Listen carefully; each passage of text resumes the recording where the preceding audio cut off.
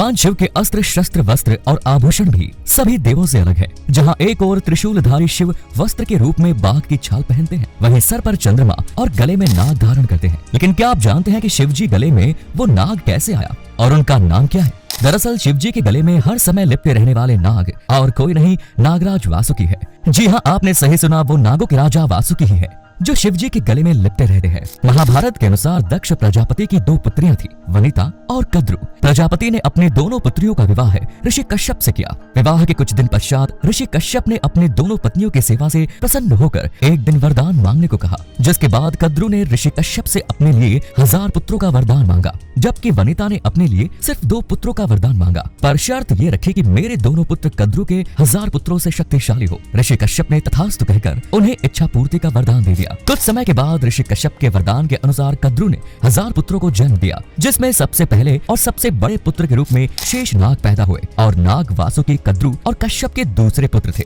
वे भी शेषनाग के जितना तो नहीं, लेकिन बड़ा ही पराक्रमी और शक्तिशाली थे। ऐसा माना जाता है कि नाग वासुकी ने ही बारिश और यमुना के तूफान से श्री कृष्ण और उनके पिता वासुदेव की रक्षा की। जब वासुदेव जन्म के पश्चात भगवान श्री कृष्ण को रावण की जेल से गोकुल ले जा रहे थे। इतना ही नहीं, भविष्य पुराण में तो इस बात का भी उल्लेख मिलता है कि नाग वासुकी के सर पर ही नागमणि विराजमान है। वासुकी ने भगवान शिव की सेवा के लिए शेष नाग की तरह ही राजपाट त्याग कर अपने छोटे भाई तक्षक का राज तिलक कर दिया है। नाग वासुकी भगवान शिव के गले में क्यों लिपटे रहते हैं? दरअसल इसके पीछे धर्म ग्रंथों में कई कथाओं का उल्लेख मिलता है, जिसमें से पहली कथा के अनुसार नागों में ही सबसे पहले भगवान शिव को लिंग यानी शिवलिंग के रूप में पूजा की थी। उस समय नाग वासुकी ही नागों के राजा हुआ करते थे। एक दिन नाग वासुकी की भक्ति से प्रसन्न होकर भगवान शिव ने उनसे वरदान मांगने को कहा, जिस पर नाग वासुकी ने वरदान के रूप में शिव जी के समीप रहकर उनके दूसरे गणों की तरह सेवा करने की इच्छा जताई। जिसके बाद नाग वासुकी से प्रसन्न होकर भगवान शिव ने उन्हें अपने गले में धारण कर लिया।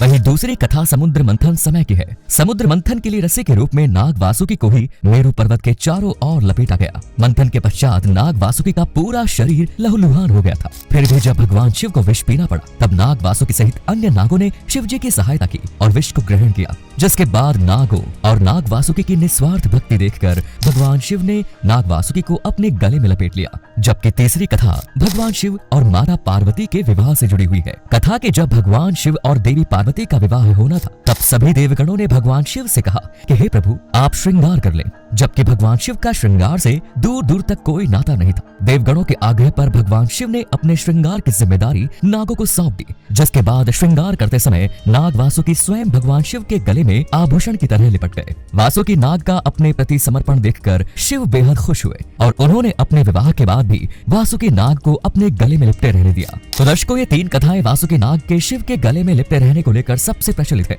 लेकिन आपको बता दें कि नाग वासुकी शिव के गले में सिर्फ एक आभूषण के रूप में विराजमान नहीं है, बल्कि उन्होंने कई ऐसे भी कार्य किए जो उनके शिव के प्रति समर्पण को दर्शाता है। त्रिपुरदाह के समय वासुकी शिव की धनुष की डोर बन गए थे।